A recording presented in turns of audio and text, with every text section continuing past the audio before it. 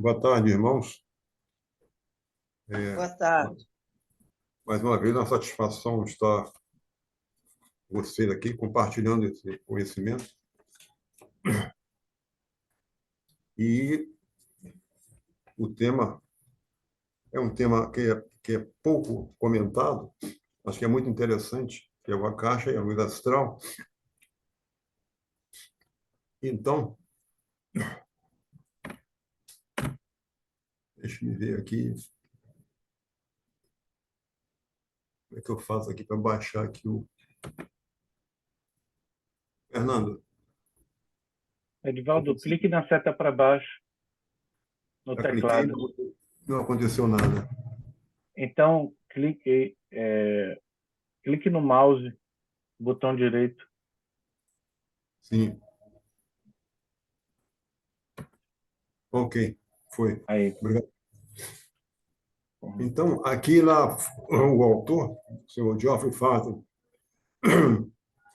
faz uma comparação entre a ciência oculta e a ciência moderna. Ele diz que a ciência oculta coloca perante o estudante certos fatos da natureza que são desconhecidos da ciência atual.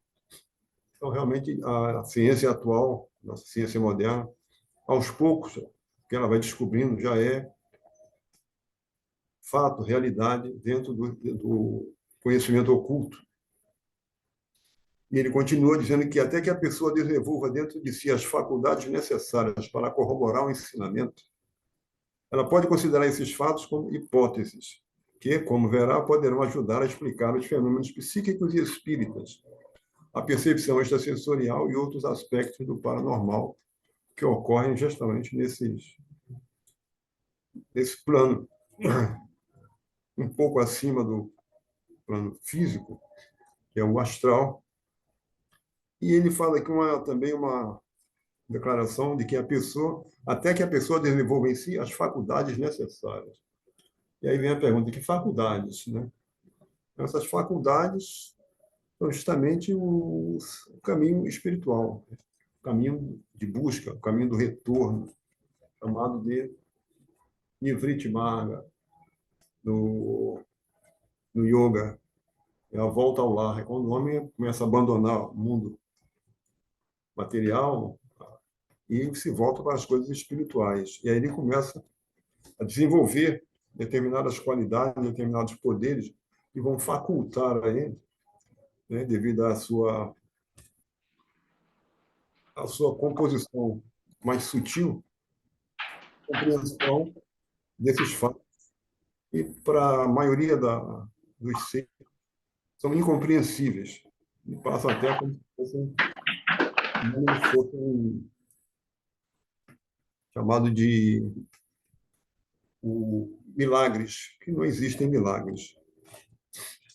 Então, ele diz que os fatos sob consideração neste capítulo são, primeiramente, a existência de uma substância raiz primordial, que ele chama de akasha, que se manifesta logo após a longa noite, ou seja, o pralaya, termo sânscrito, para designar um período de repouso do universo, fazendo com que nosso globo físico, por exemplo, seja envolvido nos graus inferiores, chamados nessa literatura de luz astral. Veremos agora, mais de perto, esses dois, akasha e luz astral.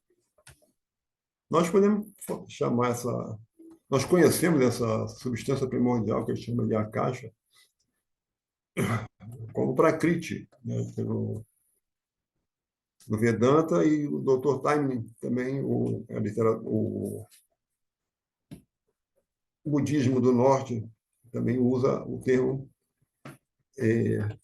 Prakriti. Mas vamos, então, continuar com o termo akasha. Então, o primeiro fato que a ciência esotérica afirma é, como consta na primeira proposição fundamental da doutrina secreta, a realidade una absoluta, o princípio onipresente, eterno e limitado, e imutável e manifestado sem atributos, além do poder da mente humana de conceber ou da linguagem humana de descrever. É como se diz na vida na vida normal, né? Por exemplo, um homem nunca vai saber o que é a dor do parto. Só uma mulher pode saber, uma mulher que tenha passado pela experiência, né? Então, essas realidades realmente não são inconcebíveis, né? Impossíveis de se conceber. Então, falando desse princípio uno, nada a mente humana não consegue alcançar, porque ela está num nível muito inferior dessa mente que é oniabarcante, essa consciência suprema, onde a mente humana nada mais é do que um aspecto diferenciado dessa consciência. Periodicamente, de acordo com a lei universal, recomeçam os processos de manifestação e um novo universo, com todos os seres que o compõem, emerge do pralaya, ou seja, saem desse repouso, essa gestação, para outro período de atividade chamado Manvantara. Nos processos dos dias e noites, que ele chama dias e noites cósmicos, nós conhecemos como dias e noites de Brahma, a escala de tempo é inimaginavelmente longa, mas dentro de cada Manvantara, ou seja, cada dia de atividade do universo, existem ciclos dentro de ciclos, com início e fim, períodos maiores e menores de crescimento e de decadência. Então, isso acontece mesmo no homem, né? O homem é um microcosmo. Então, tudo que ocorre no universo, no macrocosmo, ocorre em uma escala diminuta no microcosmo. Então, somos essa imagem e semelhança do que ocorre nos planos cósmicos. E, no fundo, nós somos esse plano cósmico também. Então, essas noites e dias de Brahma, considerando como um período de emanação, tem dentro de si, então, esses períodos menores, o dia e a noite, que nós chamamos. No caso aqui, são períodos onde um universo, ou seja, um sistema solar, por exemplo, entra em para lá, entra em repouso, começa a gestar para, eu acredito que um período de cada 7 raças raízes, um desses mundos entra em pralaya, em repouso, e a onda de vida emerge num outro plano, num outro planeta. No caso, pode ser um planeta físico, são 3 físicos, 2 mentais e 2 astrais. E aí a vida continua. A vida é a vida que estou falando, a vida que nós conhecemos, a vida encarnada. Nós vamos falar já sobre ela. A afirmação constante da doutrina secreta antecipa a pergunta: como se pode dizer que o absoluto que produz o universo, o absoluto produz o universo, já que isso implica ação e relacionamento, que não podem ser atribuídos ao absoluto? Então, o absoluto é o absoluto, né? Agora, ele vai dar uma explicação aqui, é como procura explicar, por exemplo, o Mahayana, né? Essa duplicidade, a dualidade que existe. Tem uma maneira mais prática de falar sobre o monismo, né? Segundo o Dr. Taimni, essa doutrina da dualidade, ela prepara o caminho para deixar aos pés do monismo. Já que esse absoluto não pode ter relacionamento, nada, ele é o absoluto, ele diz aqui o seguinte: na metafísica oculta existe, falando-se de maneira apropriada, 2 uns. O um no plano inalcançável da incondicionalidade e infinitude, e o outro um, no plano de emanações. O primeiro não pode emanar nem ser dividido, uma vez que é eterno, absoluto e imutável. Ele é chamado no yoga, né, de Nirguna Brahman. É o Brahman sem atributos. Né? Mas, ainda assim, dele mesmo, diz aqui, emana o segundo, sendo, por assim dizer, o reflexo do primeiro. Então, na realidade, não é um outro um, é um reflexo desse primeiro. Ele emana de si mesmo, esse segundo um, os 7 raios ou Dhyan Shohans. Em outras palavras, o homogêneo torna-se heterogêneo, o protilo diferencia-se nos elementos, que são os bhutas, com os quais os organismos vivos, à medida que vão se desenvolvendo, vão interagindo cada vez melhor e com maior compreensão. Então, essa sombra do absoluto que se manifesta é chamado de Saguna Brahma. É o Brahman com atributos. Como disse Shri Krishna, né, no Bhagavad Gita, falando para Arjuna, com uma ínfima parte de mim eu construí este universo e continuo. Ou seja, uma ínfima parte de mim. E aí, em função disso, em Luz no Caminho, nós temos lá que foi ditado pelo mestre Serapis, a senhora Mabel Collins, e diz lá: entrarás na luz, mas não alcançarás a chama. Então, é justamente um, um dado evolutivo, um estágio evolutivo, que para nós é incompreensível. Pois, como segundo a Vedanta, a única coisa que existe no universo é o um, e nada mais. Então, ele diz aqui que o um dá origem a tudo. Esse um que dá origem a tudo é descrito como a raiz sem raízes de toda a existência.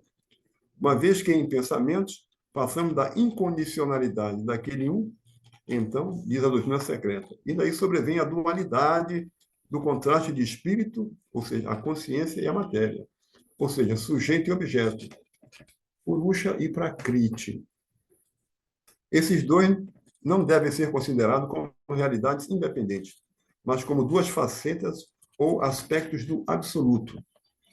Então, essa dualidade, por fim, que ela diz aqui, é com o objetivo de tornar palatável a compreensão dessa unidade de tudo que existe. Então, na realidade, Purusha e Prakriti são uma única coisa. Né? Espírito e matéria, né? Sujeito e objeto, tudo isso é uma coisa só. E ele diz aqui que o espírito, na realidade, é essa consciência maior, que tudo abarca. Então, esses dois não devem ser considerados como realidades independentes, mas como duas facetas ou aspectos do absoluto, que constituem a base da existência condicionada, quer seja subjetiva ou objetiva. Isso aí eu acho mais ou menos claro. Né? Então, Purusha e Prakriti, ou seja, espírito, matéria, consciência e matéria, ele diz aqui, a natureza, portanto, é permeada pela dualidade. No mundo físico de nossa experiência, ela é reconhecida na polaridade dos ativos, ou seja, poder, energia ou força, e do passivo, que é a matéria, que é por outro lado. Na identidade positiva e negativa, nas funções masculina e feminina no mundo natural à nossa volta, nas polaridades norte, sul e uína, ou seja, nas forças centrífuga e centrípeta. E diz aqui que a caixa é o termo sânscrito que designa a substância raiz primordial. No caso, mais conhecido de nós, o Prakriti. É definido como a essência sutil, supersensória, espiritual, que permeia todo o espaço.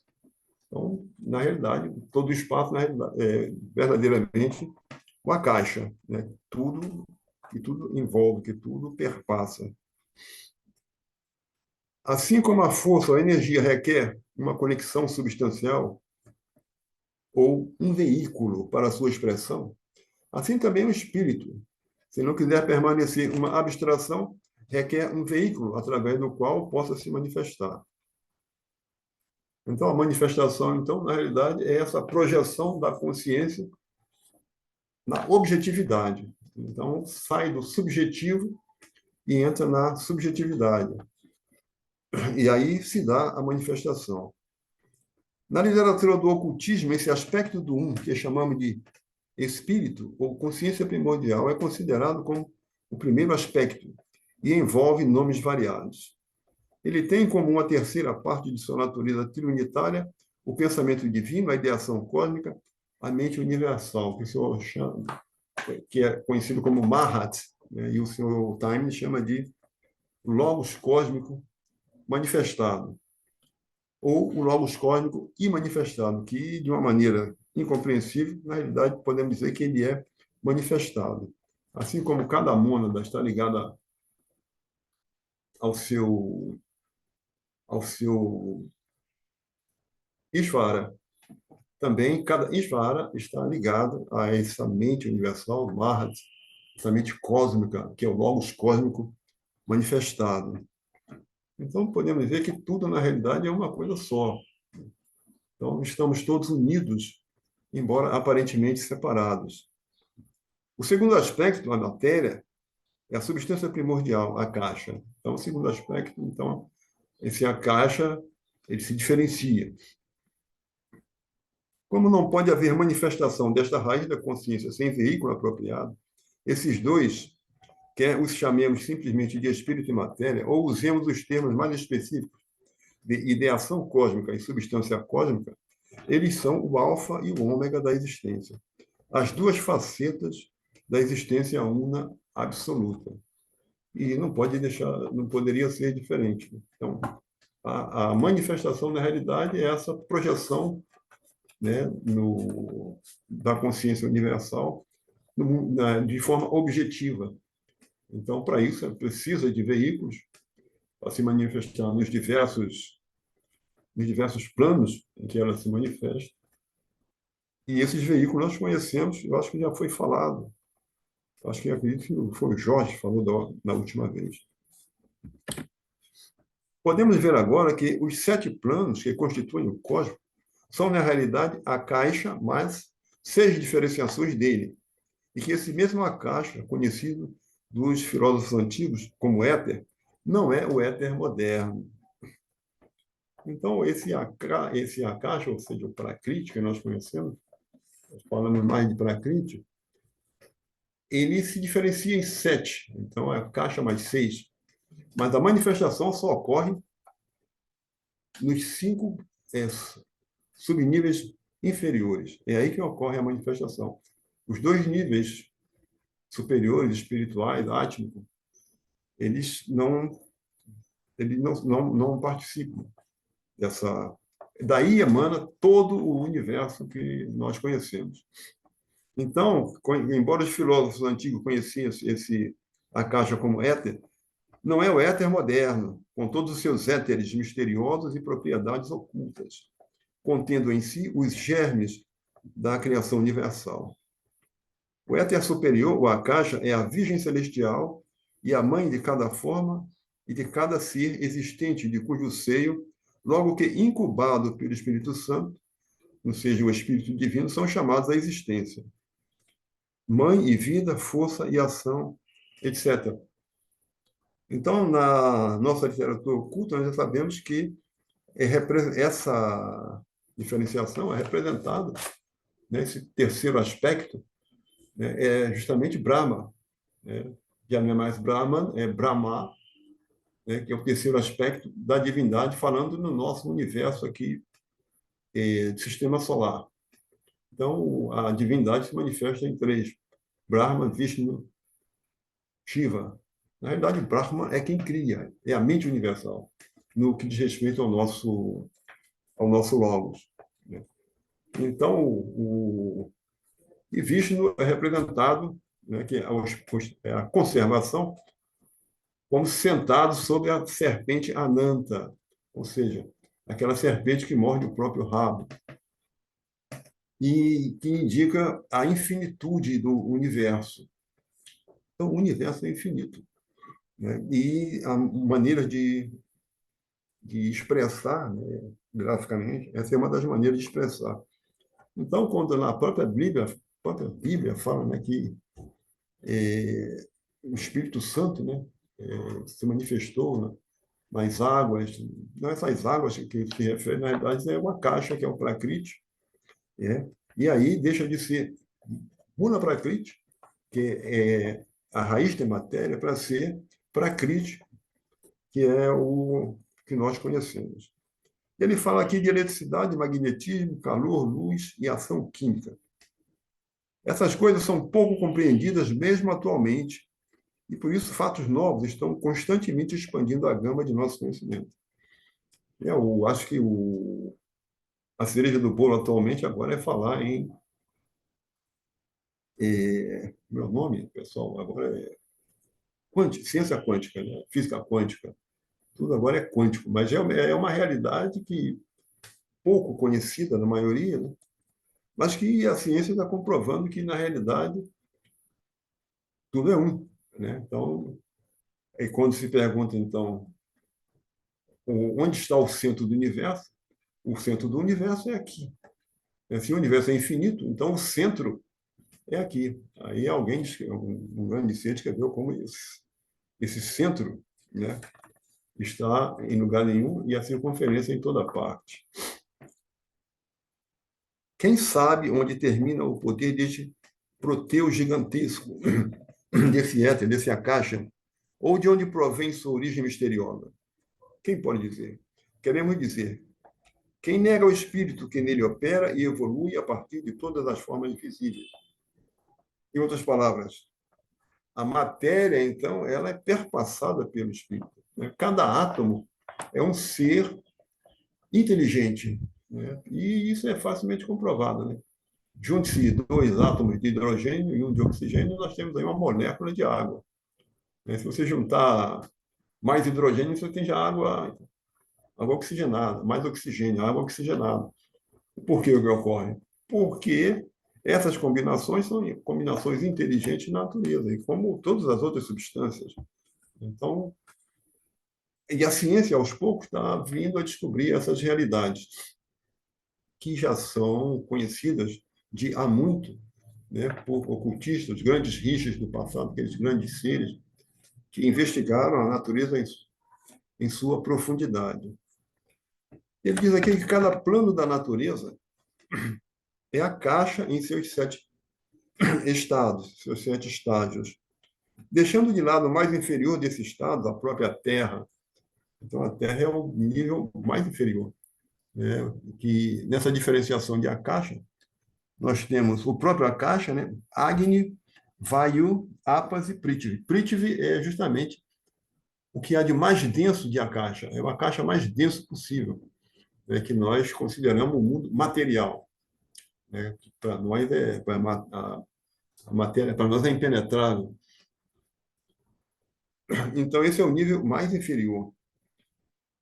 E o estágio seguinte, mais inferior, é chamado de luz astral. Então, a luz astral está algo acima, né, além do físico, definida como a região invisível que circunda o nosso globo, como faz com todos os outros.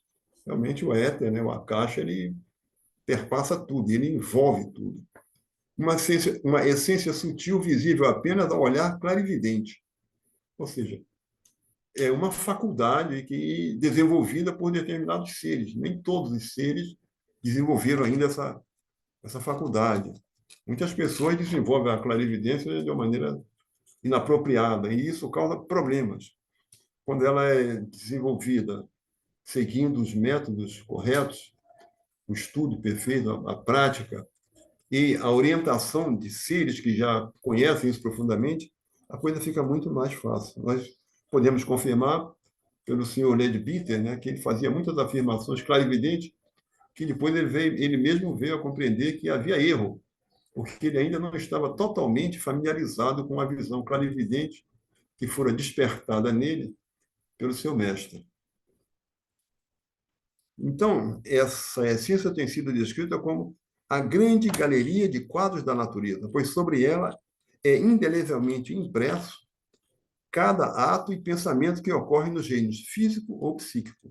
Então, pensamento, ato, palavra, tudo que nós pensamos, dizemos, toda ação que praticamos está indelevelmente gravado. Por isso, essa galeria se estende pelo infinito. À medida que interpenetra as formas mais grosseiras de matéria de nosso plano, é perceptível ao clarividente, cuja visão é capaz de penetrar além da forma opaca externa. Também psicométrico, ou seja, aquele que é sensitivo à luz astral, é capaz de perceber eventos passados, no qual tem estado envolvido um objeto particular, um fragmento de rocha, um papiro. Então, na época em que a senhora Blavatsky estava escrevendo Isis sem Véu, A psicometria fora recentemente descoberta e oferecia evidência imediata da existência da luz astral. Ou seja, foi então descoberto com o nome de psicometria, né? Então, deu-se o nome de psicometria, embora não tenha sido descoberto na época da Sônia Blavatsky, como ele diz aqui, quando ela estava escrevendo isso sem véu, né? Provavelmente não deveria existir um termo específico para essa faculdade. E muitos seres que trilharam esse caminho desenvolveram essa capacidade da psicometria e seguiram em frente. Então, qualquer coisa que entre em contato, um sensitivo entre em contato, ele automaticamente ele tem todo o quadro ali perante ele, tudo aquilo que envolve aquela coisa, né? Um objeto, o que seja. Uma das descobertas mais interessantes dos tempos modernos é a faculdade que permite a certa classe de pessoas sensitivas receber de qualquer objeto que tenha em mãos ou encostado à testa impressões do caráter ou da aparência do indivíduo, ou qualquer outro objeto com o qual tenha previamente entrado em contato. Veja a capacidade que tem um psicométrico, né, de conseguir, né, penetrar, ou seja, ele penetra profundamente numa caixa, na luz astral, que lá está tudo indelevelmente registrado. Então, não adianta. Por isso, disse que não existe o crime perfeito. Né? O tolo que acredita no crime perfeito é porque ele é um tolo mesmo. Senão ele não acreditaria nisso. Assim, um manuscrito, uma pintura, uma peça de roupa ou de joalheria, não importa quão antiga, transmite ao sensitivo um quadro vívido do escritor, do pintor ou do usuário. Muito embora isso tenha vivido na época de Ptolomeu e de Enoque. Mais ainda, um fragmento de um prédio antigo fará lembrar sua história e até mesmo as cenas que transpiram dentro dele ou à sua volta. Um pouco de minério fará a visão da alma recuar à época em que esteve em processo de formação. Então, está tudo indelevelmente gravado na luz astral. Essa galeria de quadros, tudo está lá. Então, desde um fragmento de rocha, quando ele começou a ser formado, até os dias atuais, está tudo registrado. E como estão registrados também os eventos futuros. Né? Mas aí já é uma outra faculdade que há de ser desenvolvida pelo ser. Esta faculdade, acrescentou ela, a psicometria, prova que cada ocorrência na natureza, não importa o quão diminuta ou sem importância, a gente pode considerar assim, né? Então, você vê, apesar disso, deixa a sua impressão indelével sobre a natureza física. Ou seja, algo fica, né? Nada passa na natureza que não tenha registro.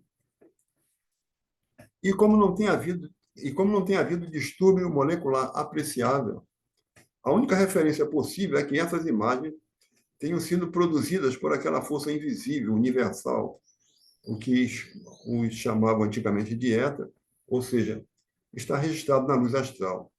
Ela ilustrou o tema fazendo referência a um exemplo notável do exercício da faculdade de psicometria presente num trabalho contemporâneo. E então cita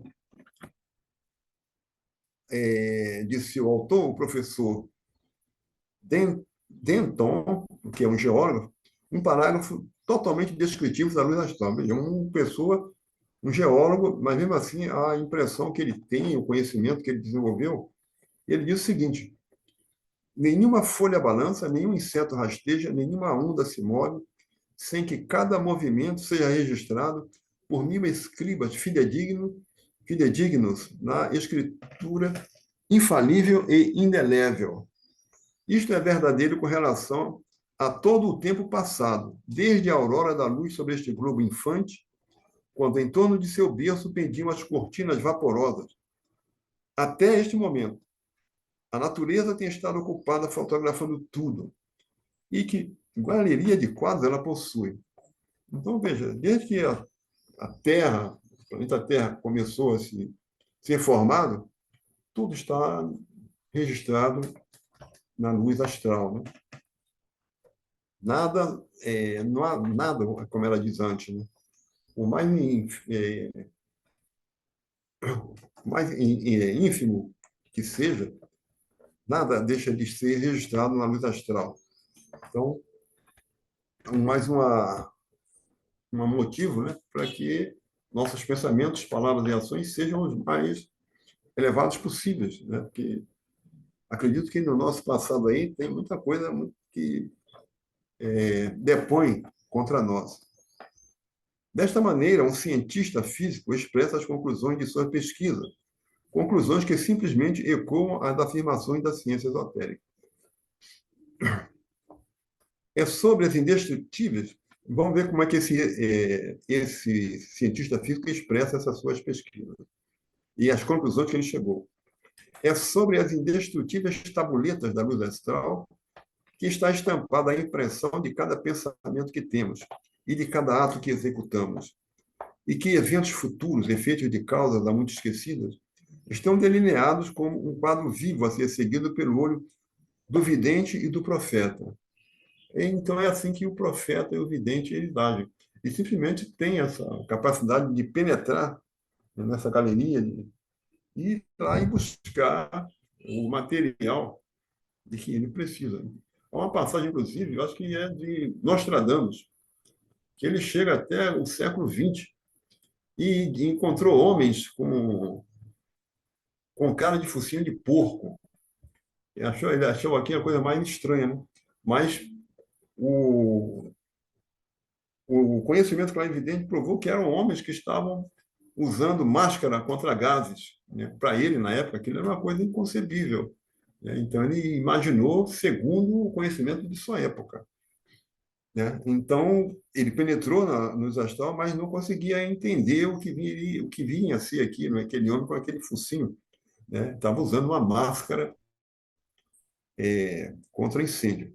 A memória, que ela chama aqui, esse cientista chama de o desespero do materialista, o enigma do psicólogo, a esfinge da ciência, é para o estudante das antigas filosofias apenas um nome para expressar aquele poder que o homem exerce inconscientemente e partilha com muitos dos animais inferiores. Essa é a memória. Então, a memória nos permite, então, quando lembramos alguma coisa, inconscientemente mergulhamos na luz astral e lá buscamos aquilo que a gente quer. Muitas vezes a gente não acha. Agora, por exemplo, começando não, eu estou velho. Muita coisa eu busco lá, é difícil de achar, né? Aí eu fico remoendo, tentando. Aí, depois de um certo tempo, vem a memória, né? Que a gente chama a memória. Então, aí vem aquela lembrança, né? Então, esse ocorre, assim, no que diz respeito à ocorrência atual do nosso cérebro físico atual, esse registro de nossa vida física atual. Então, ela diz: olhar com a visão interior para a luz astral e lá ver as imagens de sensações e incidentes passados. Essa é a memória. No que diz respeito, essa é a nossa personalidade, no que diz respeito ao nosso eu verdadeiro, já não é mais memória, né? Já é outro termo.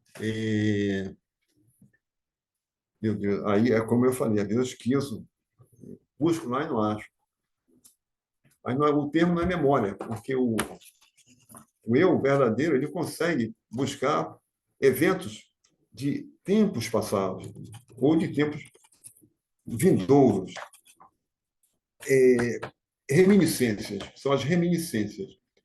Então, o eu verdadeiro ele consegue ir muito além do que a personalidade. Então, essas lembranças que nós falamos aqui agora são dessa vida, né? Enquanto as reminiscências são de muitas e muitas vidas passadas.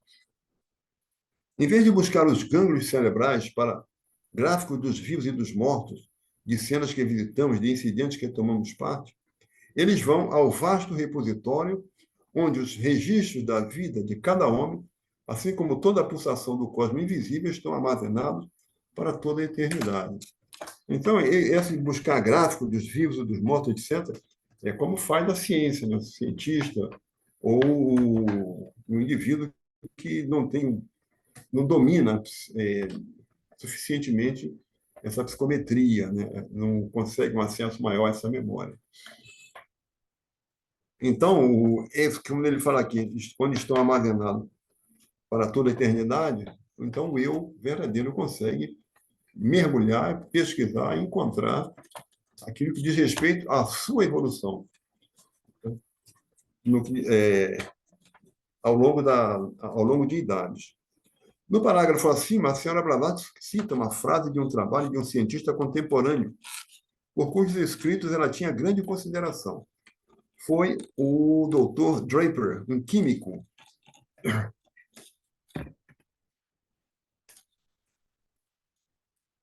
com interesse especial em fotografia e pioneiro naquele campo. Ela via um paralelo entre o registro invisível feito pela câmera, a câmera fotográfica. Antigamente, a gente usava a câmera com filme. Então, fazia o registro, a luz penetrava e impressionava lá o filme, né? Ali ele está oculto, a imagem está oculta, né? Invisível, isto é, até que os processos químicos expusessem os quadros ocultos, ou seja, a fotografia vem à realidade. E o registro feito sobre as tabuletas da luz astral, perceptível daqueles que estão em quem estão desenvolvidas as faculdades apropriadas. Então, é a mesma coisa. Então, para nós, por exemplo, a gente não tem essa capacidade. Para nós é como filme, ainda que não foi revelado, né, essas imagens. Mas para aquele que já desenvolveu as faculdades, é o filme revelado, ele tem lá o que ele busca e ele consegue aprender. E ela faz uma citação desse mesmo cientista. Ele diz o seguinte, que a sombra jamais cai sobre a parede sem aí deixar um traço permanente, um traço que poderia tornar-se visível recorrendo-se aos processos apropriados. Então, é uma linguagem meio cifrada. Então, ela faz referência aos meios apropriados. Que meios apropriados são esses? O desenvolvimento dessas faculdades, que está, embora esteja aberto a todos, mas aqueles que buscam, esses é que verdadeiramente vão encontrar e vão desenvolver essas faculdades. O homem que está no mundo ainda, vivendo a vida material, estando para a vítima, está jogado no mundo, ele precisa dessas experiências. Então, ele vai, em algum momento, ele vai desenvolver essa capacidade, mas não enquanto ele permanecer na vida mundana. Então, ela disse que os retratos de nossos amigos ou de paisagens podem estar ocultos ao olho sob a superfície sensível, mas estão prontos para surgir logo que se lance mão de substâncias químicas para a revelação. Ou seja, é um homem interessado em fotografia, né? Então, para nós, realmente, o que está no filme não quer dizer nada. Depois dos processos lá tinha até um chamado revelador, né, que os fotógrafos usavam para poder extrair a imagem. Então, um espectro está oculto sobre uma superfície prateada ou vítrea até que, por meio de nossa necromancia, façamos com que surja no mundo visível. É uma linguagem aqui também cifrada, né? Nossa necromancia, nossa capacidade de buscar onde não deveríamos, né? Mas é possível trazer a imagem que se procura. Sobre as paredes de nossos apartamentos mais íntimos, onde imaginamos não poder absolutamente alcançar o olho intruso e que nosso isolamento jamais possa ser profanado, existem os vestígios de todos os nossos atos, silhuetas, ou o que quer que tenhamos feito. Então, um indivíduo acha que ele está por trás de uma parede. Não. Depois ele vai abandonar aquele lugar, mas aquilo que foi feito ali, aqueles atos, as palavras, etc., estão registrados lá. Por isso que o psicométrico ele consegue, pegando na mão, colocando na testa, restituir, voltar à cena, né, as cenas antigas do que ali se passou. Há mais de 150 anos, Sir Isaac Newton apresentou uma teoria de atração baseada no reconhecimento que fez do grande agente universal magnético, que a ciência esotérica chama de luz astral. A identidade dos dois é mostrada pelas descrições que Newton fez em seu divino sensório. Então, Newton, veja bem, ele não descobriu, então, a lei da gravidade por um acaso. E aqui ele diz o seguinte, a questão aqui é de um espírito muito sutil, que penetra tudo, mesmo os corpos mais sólidos, e que está oculto na substância desses corpos. Ou seja, o espírito está imerso, né, em tudo. Na realidade, tudo é o espírito, né? Através da força e da atividade desse espírito, os corpos atraem-se uns aos outros, também repelem, e juntam-se quando postos em contato. Através dele, as ondas elétricas operam nas distâncias mais remotas, tanto quanto próximas, atraindo e repelindo. Através desse espírito também flui a luz, que é refratada e refletida, e que aquece os corpos. Todos os sentidos são excitados por esse espírito, e através dele os animais movem seus membros. Então, podemos já daí deduzir não só os animais, os homens também, né? O homem, na realidade, é um espírito, essa consciência num estágio bem mais elevado. Os animais são essa consciência um tanto inconsciente, mas é ela que faz, é ela que move o universo. Mas essas coisas não podem ser explicadas em poucas palavras, e ainda não temos experiência suficiente para determinar plenamente as leis por meio das quais opera esse espírito universal. Então, disse o Sir Isaac Newton. Então, falta ainda, né, palavras para expressar tudo isso que ele gostaria, ele particularmente. Embora os grandes rishis, né, os grandes mestres de sabedoria, etc., eles tenham esse conhecimento já como o nosso beabá. E aqui, para encerrar, ele diz o seguinte, o Dr. Farton: posteriormente, neste estudo, veremos como o reconhecimento da luz astral auxilia a nossa compreensão dos fenômenos psíquicos, inclusive aqueles das salas de sessões espíritas, com seus aportes, materializações e informações e mensagens transmitidas pelo médium. Então, posteriormente, ou seja, mais adiante, então ele vai falar sobre isso, como a luz astral explica, né, isso, o espiritismo. Aí, por isso que eu digo, é mais interessante até o estudo oculto, porque através do estudo oculto você vai entender a espiritualidade e o espiritismo, né? Então, a espiritualidade te abre um leque de opções que muitas vezes não está tão aberto assim ao espírita. Mas, de qualquer maneira, fico muito grato pela paciência de vocês, está aberto aí a comentários, críticas e etc.